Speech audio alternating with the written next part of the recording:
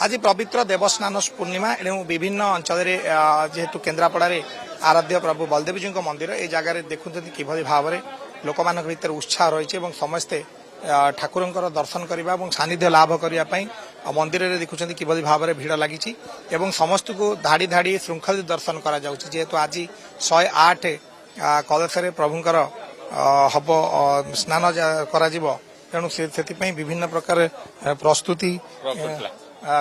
किभली भाव में देखुचे किभली भाव श्रद्धा मान भिड़ लगी प्रभु बलदेवी जी जगन्नाथ और सुभद्रा किभली नीतिकांति किभली भाव पालन हम से आज कौन किभली भाव आज ठाकुर कौन नीतिकांति रही निश्चित भाव में कहवा किभली भाव ठाकुर विभिन्न किभली ठाकुर नीतिकांति कौन रही आज खाली कौन रही नीतिकांति दिवा 11 घटिका समय स्नान कर 108 कलश स्नान करा नीति बल्लभ हम नीति बल्लभ पर धूप अमणिया भोग हम तापर गजवेदन बेश हम रात्र 9 घटिका समय स्नान मंडप अणसर घर को विजय करेंगे। ये मूर्तिंकर नवकलेवर ना किंतु ये निजे विजय आसते स्थान मंडप को आसचंती आज बाहर जो माने अछब लोक मंदिर भीतर को प्रवेश न करती से मानू दर्शन दवाई ठाकुर आज आसी स्थान मंडप रे बसचंती बाहर लोक जो माने मंदिर भीतर को प्रवेश न करि परिबे से मानू दर्शन देवे किंतु से आज चंदन लगे हेबे ओ 108 कलश रे गाधेबे एथिपई ठाकुर को स्थान मंडप को अणाई इठू गला अणसर रे 15 दिन बाहरी से रथ को विजय करेंगे जेकि श्रीगुंचा जात जहाँ को अन्य माने समस्त भक्त लक्षाधिक आसी दर्शन करेंगे। भिन्नता रही प्रभु बलदेव जी दर्शन स्नान यात्रा भिन्नता रही कौन ना जो मान दर्शन करेंगे से परिवार और से समस्ते भलरे शांति रे रही पारिबे और तांकर भल परिवार माने सर्वस्व क्षति न हो जमती से माने ठाकुर को दर्शन कले कृतार्थ लाभ करेंगे।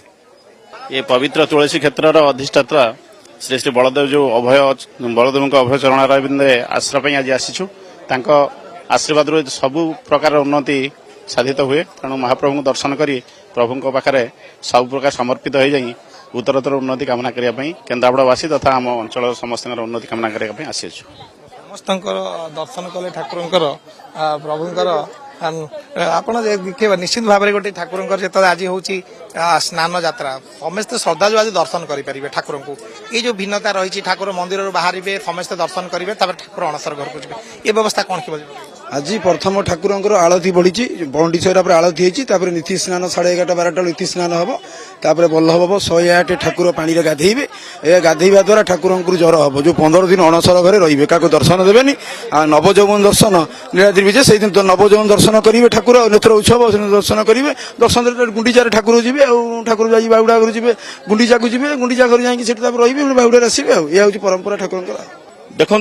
ये जो 108 गोरा पानी रे महाप्रभुंकर महास्नान हुए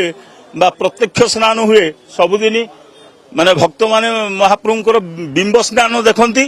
किंतु आज गोटे दिन जे कि महाप्रभुंकर प्रत्यक्ष स्नान हुए तेणु जो प्रथमे आगे बिंब स्नान हेबे तापरे महाप्रभुंकर 108